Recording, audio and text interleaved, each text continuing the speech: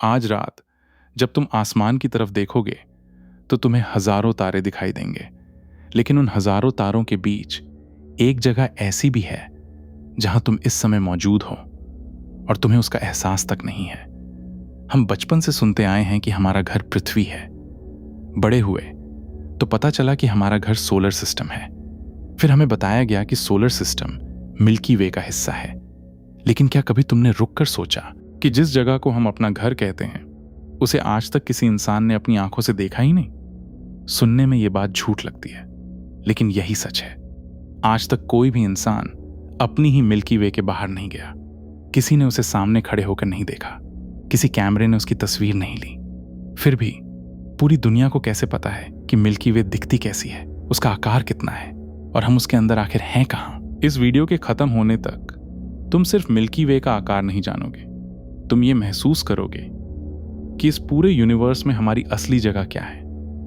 और हो सकता है उसके बाद तुम रात के आसमान को कभी पहले जैसी नजर से न देख पाओ। रात के आसमान में दिखाई देने वाली वो धुंधली सफेद पट्टी जिसे हम मिल्की वे कहते हैं, असल में हमारी अपनी आकाशगंगा का सिर्फ एक छोटा सा हिस्सा है। सदियों तक इंसानों को लगता रहा कि यही पूरा ब्रह्मांड है। उन्हें नहीं पता था कि जिन तारों को वे देख रहे हैं उनमें से हर एक किसी न किसी विशाल कहानी का हिस्सा है। लेकिन सबसे अजीब बात यह है कि जिस मिल्की वे को हम अपना घर कहते हैं उसे किसी इंसान ने कभी पूरा देखा ही नहीं। इसकी वजह बहुत सरल है, लेकिन उतनी ही चौंकाने वाली भी। किसी भी चीज का पूरा आकार देखने के लिए उसके बाहर जाना पड़ता है। अगर कोई इंसान किसी विशाल जंगल के बीच पैदा हो, वहीं बड़ा हो और पूरी जिंदगी उसी जंगल के अंदर गुजार दे, तो वो जंगल के हर पेड़ को देख सकता है, हर रास्ते को पहचान सकता है, लेकिन पूरे जंगल का असली आकार कभी नहीं समझ सकता, क्योंकि वो हमेशा उसके अंदर रहेगा। ठीक यही हमारी कहानी है। हम मिल्की वे के अंदर रहते हैं। हमारा सोलर सिस्टम इस विशाल आकाशगंगा के अरबों तारों में से सिर्फ एक साधारण तारे के चारों ओर घूमता है। इसलिए हम बाहर खड़े होकर अपनी मिल्की वे को कभी देख ही नहीं सकते। लेकिन फिर सवाल उठता है, अगर किसी इंसान ने आज तक मिल्की वे को पूरा देखा ही नहीं, तो हमें कैसे पता चला कि यह दिखती कैसी है? जो तस्वीरें किताबों में छपी हैं, जो चित्र इंटरनेट पर दिखाई देते हैं, क्या वे सचमुच कैमरे से ली गई तस्वीरें हैं? जवाब है नहीं। मिल्की वे की कोई असली तस्वीर आज भी मौजूद नहीं है। जो चित्र पूरी दुनिया देखती है वो हजारों ऑब्जर्वेशंस, लाखों कैलकुलेशंस, रेडियो संकेतों, तारों की गति और अंतरिक्ष में भेजे गए कई स्पेस मिशन से मिली जानकारी को जोड़कर बनाया गया एक वैज्ञानिक मॉडल है। यानी हम अपनी आकाशगंगा की तस्वीर नहीं देखते, बल्कि विज्ञान द्वारा बनाई गई उसकी सबसे सटीक कल्पना देखते हैं। लेकिन यहीं से कहानी और भी रहस्यमयी हो जाती है, क्योंकि जब साइंटिस्ट ने इस मॉडल को पूरा किया तब उन्हें एहसास हुआ कि हमारा घर उनकी कल्पना से भी कहीं ज्यादा विशाल है। इतना विशाल कि उसकी असली दूरी को किलोमीटर में लिखना लगभग बेकार हो जाता है। इसीलिए उन्होंने एक नई इकाई बनाई, लाइट ईयर। और जब तुम समझोगे कि सिर्फ एक लाइट ईयर कितना बड़ा होता है, तब पहली बार महसूस होगा कि मिल्की वे वास्तव में कितनी विशाल है। जब भी कोई मिल्की वे के आकार की बात करता है तो एक संख्या जरूर सुनाई देती है, 1,00,000 लाइट ईयर। सुनने में यह बस एक आंकड़ा लगता है, लेकिन सच ये है कि इस एक संख्या के अंदर इतनी बड़ी दूरी छिपी हुई है जिसे हमारा दिमाग महसूस ही नहीं कर सकता, क्योंकि हम किलोमीटर में सोचते हैं, शहरों की दूरी समझते हैं। लेकिन जैसे ही बात लाइट ईयर की आती है, हमारी कल्पना वहीं रुक जाती है। सबसे पहले एक बात समझना जरूरी है, लाइट ईयर समय नहीं है, ये दूरी मापने की इकाई है। लाइट इस पूरे यूनिवर्स की सबसे तेज चीज मानी जाती है। 1 सेकंड में वो लगभग 3,00,000 किलोमीटर की दूरी तय कर लेती है। यानी जब तक तुम एक बार पलक झपकाओगे, लाइट पृथ्वी का कई बार चक्कर लगा चुकी होगी। उसकी रफ्तार इतनी ज्यादा है कि इंसान ने आज तक उसके बराबर पहुंचने का सपना भी पूरा नहीं किया। अब कल्पना करो, यही लाइट बिना एक पल रुके लगातार 1 साल तक दौड़ती रहे। वो जितनी दूरी तय करेगी उसे एक लाइट ईयर कहा जाता है। अब उस संख्या को 1,00,000 से गुणा कर दो। यही हमारी मिल्की वे की चौड़ाई है। यहां से दिमाग काम करना लगभग बंद कर देता है। अगर आज इसी पल पृथ्वी से एक लाइट बीम हमारी मिल्की वे के दूसरे किनारे की तरफ भेजी जाए, तो वो लगातार दौड़ती रहेगी। इस बीच पूरी इंसानी सभ्यता बदल जाएगी। आज के शहर मिट्टी बन जाएंगे, नई भाषाएं पैदा होंगी, नए देश बनेंगे और खत्म भी हो जाएंगे। शायद इंसान का रूप भी आज जैसा न रहे, लेकिन तब भी वो रोशनी अपनी मंजिल तक नहीं पहुंचेगी, क्योंकि उसे अभी भी मिल्की वे के अंदर ही सफर करना होगा। यही वजह है कि मिल्की वे को समझना इतना मुश्किल है। हम अक्सर सोचते हैं कि हमारा सोलर सिस्टम बहुत बड़ा है, लेकिन सच ये है कि अगर मिल्की वे को पूरे भारत के नक्शे जितना बड़ा मान लिया जाए तो हमारा सोलर सिस्टम उस नक्शे पर बनी स्याही की एक छोटी सी बूंद से भी छोटा होगा। और पृथ्वी, वो उस बूंद के अंदर मौजूद एक ऐसा कण होगी जिसे नंगी आंखों से देखना भी लगभग नामुमकिन होगा। अब शायद तुम्हें पहली बार एहसास हो रहा होगा कि हम जिस जगह को अपना पूरा संसार मानते हैं वो वास्तव में कितनी छोटी है। लेकिन कहानी अभी और भी दिलचस्प होने वाली है, क्योंकि इतने विशाल आकार के बावजूद हमारा सोलर सिस्टम मिल्की वे के बीच में भी नहीं है। हम इसके किनारे के पास रहते हैं। और जब तुम देखोगे कि इस पूरी गैलेक्सी में हमारी असली जगह कहाँ है, तब पहली बार महसूस होगा कि इस विशाल ब्रह्मांड में हमारी हैसियत आखिर कितनी छोटी है। अगर मैं अभी तुमसे पूछूं कि इस पूरी मिल्की वे में हमारी जगह कहाँ है, तो शायद तुम्हारा जवाब होगा बीच में, क्योंकि बचपन से हमें यही लगता आया है कि हम किसी न किसी तरह इस कहानी के मुख्य किरदार हैं। लेकिन यूनिवर्स को हमारी इस सोच से कोई फर्क नहीं पड़ता। सच ये है कि हम मिल्की वे के केंद्र में नहीं, बल्कि उससे लगभग 27,000 लाइट ईयर दूर एक साधारण सी स्पाइरल आर्म में मौजूद हैं, जिसे ओरायन आर्म कहा जाता है। यानी जिस जगह को हम अपना पूरा संसार समझते हैं वो इस विशाल आकाशगंगा का सिर्फ एक छोटा सा कोना है। जरा इस दृश्य की कल्पना कीजिए। मिल्की वे में लगभग 100 से 400 अरब तारे मौजूद हैं। उन अरबों तारों में से एक बिल्कुल साधारण तारा है, हमारा सन। ये न सबसे बड़ा है, न सबसे चमकीला, और न ही सबसे खास, लेकिन हमारी पूरी जिंदगी, हमारी पूरी कहानी इसी एक तारे के चारों ओर घूमती है। उसके 8 ग्रहों में से एक छोटी सी दुनिया है, पृथ्वी, और उसी पृथ्वी पर हम मौजूद हैं। जब इस पूरी तस्वीर को एक साथ देखा जाता है तो पहली बार एहसास होता है कि हम कितने छोटे हैं। लेकिन इससे भी ज्यादा हैरानी की बात अभी बाकी है। हमें हमेशा ऐसा लगता है कि सन अपनी जगह पर स्थिर है, लेकिन सच इसके बिल्कुल उल्टा है। हमारा सन भी लगातार मिल्की वे के केंद्र का चक्कर लगा रहा है। उसकी गति इतनी ज्यादा है कि अगर आज का सबसे तेज विमान उस रफ्तार से उड़ने की कोशिश करे तो उसका अस्तित्व ही खत्म हो जाए। फिर भी इतनी अविश्वसनीय गति से चलने के बावजूद सन को मिल्की वे का सिर्फ एक चक्कर पूरा करने में लगभग 23 करोड़ साल लग जाते हैं। इसे गैलेक्टिक ईयर कहा जाता है। अब जरा एक पल के लिए रुककर सोचिए, जब आखिरी बार हमारा सोलर सिस्टम आज वाली जगह पर था तब पृथ्वी पर इंसान नहीं थे, कोई शहर नहीं था, कोई भाषा नहीं थी, यहां तक कि डायनासोर्स भी इस दुनिया से हमेशा के लिए जा चुके थे। यानी पूरी इंसानी सभ्यता मिल्की वे के सिर्फ 1 साल का भी बेहद छोटा सा हिस्सा है। यहीं पर हमारी सोच पूरी तरह बदल जाती है। हम अपनी जिंदगी के कुछ दशक जीते हैं, लेकिन हमारा सोलर सिस्टम करोड़ों साल से एक ऐसी यात्रा पर है जो अभी भी पूरी नहीं हुई, और शायद इंसान कभी उसका एक पूरा चक्कर अपनी आंखों से देख भी नहीं पाएगा। लेकिन अब सबसे बड़ा सवाल सामने आता है, अगर हमारी मिल्की वे में अरबों तारे हैं और वे सभी करोड़ों सालों से अपनी अपनी कक्षा में घूम रहे हैं, तो आखिर उन्हें बांध कर कौन रखे हुए हैं? ऐसी कौन सी ताकत है जिसकी वजह से पूरी गैलेक्सी बिखर नहीं जाती? उस सवाल का जवाब छिपा है मिल्की वे के बिल्कुल केंद्र में, और वहां हमारा इंतजार कर रहा है एक ऐसा दानव जो रोशनी तक को वापस नहीं आने देता। अगर तुम्हें लगता है कि मिल्की वे के बीच में लाखों करोड़ों तारे होंगे तो तुम गलत नहीं हो, लेकिन उन सभी तारों से भी ज्यादा डरावनी एक चीज वहां मौजूद है। एक ऐसी चीज जो दिखाई नहीं देती, लेकिन जिसकी ग्रेविटी इतनी शक्तिशाली है कि उसके आसपास मौजूद हर तारा उसी के इशारे पर घूमता है। उसका नाम है सजिटेरियस ए। ये कोई साधारण ब्लैक होल नहीं है, ये एक सुपरमैसिव ब्लैक होल है जिसका द्रव्यमान हमारे सन से लगभग 40 लाख गुना ज्यादा है।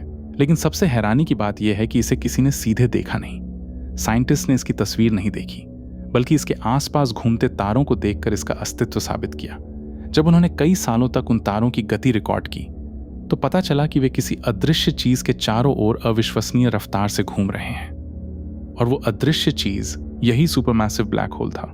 लेकिन फिल्मों की तरह ये हर चीज को अपनी तरफ खींचकर तुरंत निगल नहीं जाता। अगर कोई तारा इससे बहुत दूर है तो वो सुरक्षित अपनी कक्षा में घूमता रहता है। खतरा तब शुरू होता है जब कोई तारा या गैस का बादल इसकी सीमा के बहुत करीब पहुंच जाता है। वहां ग्रेविटी इतनी ज्यादा हो जाती है कि वापसी लगभग नामुमकिन हो जाती है। जो भी उस सीमा को पार करता है वो हमेशा के लिए गायब हो जाता है। अब जरा सोचिए, हमारी पूरी मिल्की वे में अरबों तारे हैं और उनमें से ज्यादातर करोड़ों सालों से अपनी अपनी कक्षा में घूम रहे हैं, लेकिन उन्हें एक साथ बांध कर रखने के लिए सिर्फ सैजिटेरियस एनो ही काफी नहीं है, क्योंकि अगर सिर्फ वही जिम्मेदार होता तो बाहरी हिस्सों के तारे बहुत पहले बिखर चुके होते। यहीं से शुरू होता है मिल्की वे का सबसे बड़ा रहस्य। साइंटिस्ट ने पाया कि हमारी गैलेक्सी में कुछ ऐसा भी मौजूद है जिसे हम देख नहीं सकते, छू नहीं सकते, लेकिन उसके बिना पूरी मिल्की वे का अस्तित्व ही संभव नहीं होता, और उसी रहस्य का नाम है डार्क मैटर। अगले अध्याय में हम जानेंगे कि आखिर वो कौन सी अदृश्य चीज है जो पूरी मिल्की वे को टूटने से बचा रही है। अगर मैं तुमसे कहूं कि मिल्की वे का ज्यादातर हिस्सा ऐसा है जिसे आज तक किसी इंसान ने देखा ही नहीं, तो शायद तुम इस बात पर यकीन न करो, लेकिन यही सच है। हम रात के आसमान में जितने तारे देखते हैं, जितने ग्रह, गैस के बादल और चमकती हुई चीजें दिखाई देती हैं, वे मिलकर भी हमारी मिल्की वे का सिर्फ एक छोटा सा हिस्सा है। बाकी का ज्यादातर भाग किसी ऐसी चीज से बना है जो न रोशनी छोड़ती है, न दिखाई देती है और न ही किसी कैमरे में कैद होती है। फिर भी साइंटिस्ट लगभग यकीन के साथ कहते हैं कि वो मौजूद है। उसका नाम है डार्क मैटर। सबसे बड़ा सवाल यही है, जब किसी ने डार्क मैटर को देखा ही नहीं तो फिर उसके होने का पता कैसे चला? इसका जवाब छिपा है तारों की गति में। जब साइंटिस्ट ने मिल्की वे के बाहरी हिस्सों में मौजूद तारों की रफ्तार मापी तो उन्हें कुछ ऐसा मिला जिसकी किसी को उम्मीद नहीं थी। फिजिक्स के हिसाब से जो तारे केंद्र से बहुत दूर होते हैं उन्हें धीमी गति से घूमना चाहिए, लेकिन वे उतनी ही तेज रफ्तार से घूम रहे थे जितनी तेजी से केंद्र के पास मौजूद तारे घूम रहे थे, मानो कोई अदृश्य हाथ पूरी गैलेक्सी को टूटने से बचा रहा हो। अगर वो अदृश्य द्रव्यमान वहां मौजूद न होता तो अरबों साल पहले ही मिल्की वे बिखर चुकी होती, उसके तारे हर दिशा में फैल चुके होते और शायद हमारा सोलर सिस्टम भी आज अपनी जगह पे मौजूद न होता। लेकिन ऐसा नहीं हुआ। इसका मतलब साफ था, हमारी आंखों से छिपी हुई कोई ताकत इस पूरी गैलेक्सी को एक साथ पकड़े हुए है। लेकिन रहस्य यहीं खत्म नहीं होता। आज तक दुनिया का सबसे शक्तिशाली टेलीस्कोप भी डार्क मैटर को सीधे नहीं देख पाया है। हम सिर्फ उसके असर को देखते हैं, ठीक वैसे ही जैसे हवा दिखाई नहीं देती, लेकिन पेड़ों की हिलती हुई शाखाएं बता देती हैं कि हवा मौजूद है। डार्क मैटर भी दिखाई नहीं देता, लेकिन उसकी ग्रेविटी पूरी मिल्की वे में महसूस की जा सकती है। अब जरा एक पल के लिए सोचिए, अगर हमारी अपनी मिल्की वे का ज्यादातर हिस्सा ही हमें दिखाई नहीं देता तो फिर पूरे यूनिवर्स में ऐसी कितनी चीजें होंगी जिनके बारे में हमें अभी तक पता भी नहीं है। और यहीं से हमारी यात्रा एक बिल्कुल नए मोड़ पर पहुंचती है, क्योंकि अब हम अपनी मिल्की वे की सीमा पार करने वाले हैं और पहली बार देखेंगे कि इसके बाहर हमारा इंतजार क्या कर रहा है। अब तक हमने अपनी पूरी दुनिया को समझने की कोशिश की, पृथ्वी, सोलर सिस्टम और फिर मिल्की वे। लेकिन अगर तुम्हें लगता है कि मिल्की वे ही यूनिवर्स की सबसे बड़ी चीज है तो यहां से कहानी बदलने वाली है, क्योंकि हमारी गैलेक्सी भी अकेली नहीं है। जिस तरह पृथ्वी एक ग्रह है जो सन के चारों ओर घूमती है, उसी तरह मिल्की वे भी एक ऐसी विशाल व्यवस्था का हिस्सा है जहां कई और गैलेक्सीज मौजूद हैं, और इस विशाल परिवार को कहा जाता है लोकल ग्रुप। ये नाम सुनने में छोटा लगता है, लेकिन इसकी असली विशालता को समझना आसान नहीं है। इस छोटे से ग्रुप में लगभग 50 से ज्यादा गैलेक्सीज मौजूद हैं। इनमें सबसे बड़ी और सबसे प्रसिद्ध गैलेक्सीज हैं हमारी मिल्की वे और एंड्रोमेडा गैलेक्सी। अब जरा कल्पना करो, हम जिस मिल्की वे को अपना पूरा यूनिवर्स समझते थे वो असल में सिर्फ एक गैलेक्सी है, और उसके पड़ोस में एक दूसरी विशाल गैलेक्सी भी मौजूद है जो धीरे धीरे हमारी तरफ बढ़ रही है। उसका नाम है एंड्रोमेडा। ये गैलेक्सी इतनी विशाल है कि इसमें भी खरबों तारे मौजूद हैं, और सबसे हैरानी वाली बात यह है कि आने वाले अरबों सालों में मिल्की वे और एंड्रोमेडा एक दूसरे के बेहद करीब आ जाएंगी। लेकिन इसका मतलब ये नहीं कि आसमान में तारे एक दूसरे से टकराकर आग का तूफान बना देंगे, क्योंकि गैलेक्सीज के बीच की दूरी इतनी ज्यादा होती है कि जब दो गैलेक्सीज मिलती हैं तो ज्यादातर तारे एक दूसरे से बिना टकराए निकल जाते हैं। लेकिन फिर भी ये घटना हमारी पूरी गैलेक्सी को बदल देगी। मिल्की वे और एंड्रोमेडा धीरे धीरे एक दूसरे की ग्रेविटी से खिंचेंगी, उनकी स्पाइरल शेप टूटने लगेगी। अरबों सालों तक चलने वाली ये प्रक्रिया आखिरकार एक नई विशाल गैलेक्सी को जन्म दे सकती है, जिसे साइंटिस्ट कभी कभी मजाक में कहते हैं मिल्कड्रोमेडा। लेकिन अब सवाल ये है, अगर हमारी गैलेक्सी सिर्फ लोकल ग्रुप का हिस्सा है तो ये लोकल ग्रुप भी किसका हिस्सा है? क्या यूनिवर्स में ऐसी भी कोई जगह है जहां सारी गैलेक्सीज एक साथ जुड़ी हुई हैं? इसका जवाब हमें लेकर जाता है यूनिवर्स की सबसे बड़ी संरचनाओं की तरफ, जहां गैलेक्सीज अकेली नहीं घूमती बल्कि एक ऐसे कॉस्मिक वेब में जुड़ी हुई हैं जिसका आकार इंसानी दिमाग की कल्पना से भी बाहर है। जब साइंटिस्ट ने पूरे यूनिवर्स को समझने की कोशिश की तो उन्हें एहसास हुआ कि गैलेक्सीज बिखरी हुई नहीं हैं, वे एक विशाल जाल की तरह जुड़ी हुई हैं। इसे कहा जाता है कॉस्मिक वेब। ये ऐसा है जैसे पूरे यूनिवर्स में अदृश्य धागों का एक जाल फैला हुआ हो। इन धागों के किनारों पर लाखों करोड़ों गैलेक्सीज मौजूद हैं और उनके बीच विशाल खाली जगहें हैं जिन्हें वॉइड कहा जाता है। अब सोचो, हमारी मिल्की वे, जिसे हम इतना विशाल समझते हैं, वो इस कॉस्मिक वेब के अंदर एक छोटे से बिंदु से ज्यादा कुछ नहीं है। और हमारा सोलर सिस्टम, वो तो उस बिंदु के अंदर मौजूद एक छोटा सा हिस्सा है। और पृथ्वी इस पूरी कहानी में एक छोटे से ग्रह पर मौजूद एक छोटी सी जगह। लेकिन शायद सबसे खूबसूरत बात यही है, क्योंकि इतने विशाल यूनिवर्स में होने के बावजूद यही छोटी सी पृथ्वी एक ऐसी जगह है जहां यूनिवर्स खुद को समझने की कोशिश कर रहा है। अरबों तारों के बीच एक छोटे ग्रह पर रहने वाली एक प्रजाति ने टेलीस्कोप बनाए, स्पेसक्राफ्ट भेजे और करोड़ों लाइट ईयर दूर मौजूद चीजों को समझने की कोशिश शुरू की। हमने अपने घर को कभी बाहर से नहीं देखा, फिर भी हमने उसकी तस्वीर बनाने की कोशिश की। हम अपनी गैलेक्सी से बाहर नहीं गए, फिर भी हमने पूरे यूनिवर्स का नक्शा बनाना शुरू कर दिया। लेकिन शायद सबसे बड़ा सवाल अभी भी बाकी है।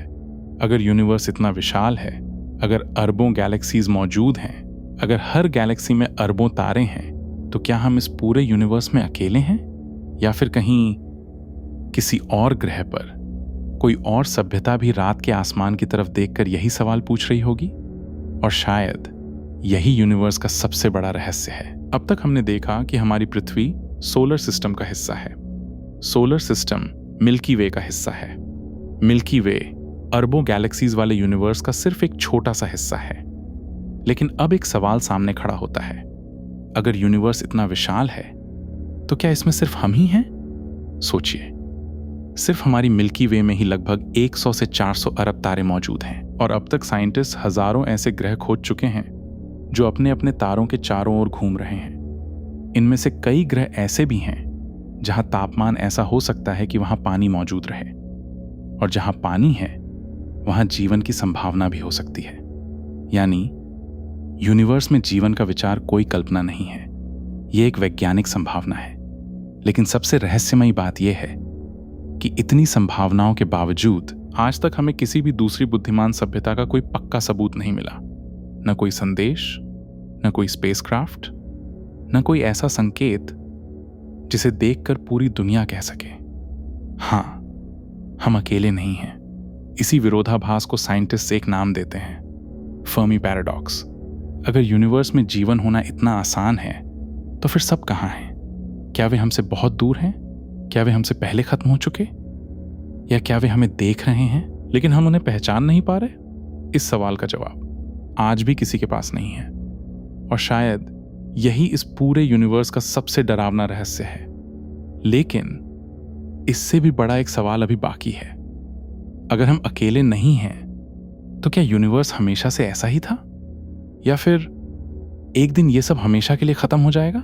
हम अक्सर सोचते हैं कि तारे हमेशा चमकते रहेंगे, गैलेक्सीज हमेशा घूमती रहेंगी और यूनिवर्स हमेशा ऐसा ही रहेगा। लेकिन सच इससे बिल्कुल अलग है। जिस यूनिवर्स को हम आज देख रहे हैं वो हर सेकंड बदल रहा है। गैलेक्सीज लगातार एक दूसरे से दूर जा रही हैं, स्पेस खुद फैल रहा है, और ये फैलाव हर पल पहले से तेज होता जा रहा है। यानी यूनिवर्स सिर्फ बड़ा नहीं हो रहा, वो लगातार खाली भी होता जा रहा है। अरबों साल बाद नई स्टार्स बनना लगभग बंद हो जाएगा, पुराने तारे एक एक करके बुझने लगेंगे, गैलेक्सीज इतनी दूर चली जाएंगी कि एक गैलेक्सी से दूसरी गैलेक्सी की रोशनी कभी पहुंच ही नहीं पाएगी। और फिर एक समय ऐसा भी आ सकता है जब पूरे यूनिवर्स में सिर्फ अंधेरा होगा, कोई चमकता तारा नहीं, कोई नई सुबह नहीं, सिर्फ ठंड और अंतहीन सन्नाटा। साइंटिस्ट इस संभावना को कहते हैं heat death of the universe. ये सिर्फ एक थियोरी है, लेकिन अगर ये सच हुई तो एक दिन पूरा यूनिवर्स धीरे धीरे खामोशी में खो जाएगा। लेकिन यहीं एक अजीब बात छिपी है, हम उस यूनिवर्स में जी रहे हैं जो हमेशा नहीं रहेगा। फिर भी उसी अस्थायी यूनिवर्स में एक ऐसी प्रजाति पैदा हुई जो उसके अतीत को समझ रही है, उसका भविष्य सोच रही है और उसके रहस्यों को सुलझाने की कोशिश कर रही है। शायद यही वजह है कि हमारी कहानी इतनी छोटी होकर भी इतनी महत्वपूर्ण बन जाती है और यही हमें लेकर जाती है इस पूरी यात्रा के आखिरी पड़ाव पर, जहां सवाल यूनिवर्स का नहीं बल्कि हमारा होगा। इस अनंत ब्रह्मांड में हमारी असली जगह क्या है? जब साइंटिस्ट ने पूरे यूनिवर्स को समझने की कोशिश की तो उन्हें एहसास हुआ कि गैलेक्सीज बिखरी हुई नहीं हैं, वे एक विशाल जाल की तरह जुड़ी हुई हैं। इसे कहा जाता है कॉस्मिक वेब। ये ऐसा है जैसे पूरे यूनिवर्स में अदृश्य धागों का एक जाल फैला हुआ हो। इन धागों के किनारों पर लाखों करोड़ों गैलेक्सीज मौजूद हैं और उनके बीच विशाल खाली जगहें हैं जिन्हें वॉइड कहा जाता है। अब सोचो, हमारी मिल्की वे जिसे हम इतना विशाल समझते हैं, वो इस कॉस्मिक वेब के अंदर एक छोटे से बिंदु से ज्यादा कुछ नहीं है। और हमारा सोलर सिस्टम, वो तो उस बिंदु के अंदर मौजूद एक छोटा सा हिस्सा है। और पृथ्वी इस पूरी कहानी में एक छोटे से ग्रह पर मौजूद एक छोटी सी जगह। लेकिन शायद सबसे खूबसूरत बात यही है, क्योंकि इतने विशाल यूनिवर्स में होने के बावजूद यही छोटी सी पृथ्वी एक ऐसी जगह है जहां यूनिवर्स खुद को समझने की कोशिश कर रहा है। अरबों तारों के बीच एक छोटे ग्रह पर रहने वाली एक प्रजाति ने टेलीस्कोप बनाए, स्पेसक्राफ्ट भेजे और करोड़ों लाइट ईयर दूर मौजूद चीजों को समझने की कोशिश शुरू की। हमने अपने घर को कभी बाहर से नहीं देखा, फिर भी हमने उसकी तस्वीर बनाने की कोशिश की। हम अपनी गैलेक्सी से बाहर नहीं गए, फिर भी हमने पूरे यूनिवर्स का नक्शा बनाना शुरू कर दिया। लेकिन शायद सबसे बड़ा सवाल अभी भी बाकी है। अगर यूनिवर्स इतना विशाल है, अगर अरबों गैलेक्सीज मौजूद हैं, अगर हर गैलेक्सी में अरबों तारे हैं, तो क्या हम इस पूरे यूनिवर्स में अकेले हैं? या फिर कहीं किसी और ग्रह पर कोई और सभ्यता भी रात के आसमान की तरफ देखकर यही सवाल पूछ रही होगी? और शायद यही यूनिवर्स का सबसे बड़ा रहस्य है। अगर इस वीडियो ने तुम्हें एक पल के लिए भी यह महसूस कराया कि हम इस अनंत यूनिवर्स में कितने छोटे हैं, तो इस वीडियो को लाइक जरूर करना, क्योंकि एक लाइक इस तरह की और भी गहरी कहानियां बनाने की हिम्मत देता है। और अगर तुम यूनिवर्स, स्पेस और साइंस के ऐसे ही रहस्यों को समझना चाहते हो, तो चैनल को सब्सक्राइब करना मत भूलना, क्योंकि हमारी अगली यात्रा शायद हमें किसी दूसरी गैलेक्सी में ले जा, या किसी ऐसे रहस्य तक जिसका जवाब आज भी साइंस के पास नहीं है। तब तक आसमान को देखते रहो, सवाल पूछते रहो और याद रखो, यूनिवर्स जितना बड़ा है उससे भी बड़ी है उसे समझने की इंसान की जिज्ञासा। मिलते हैं अगली डॉक्यूमेंट्री में।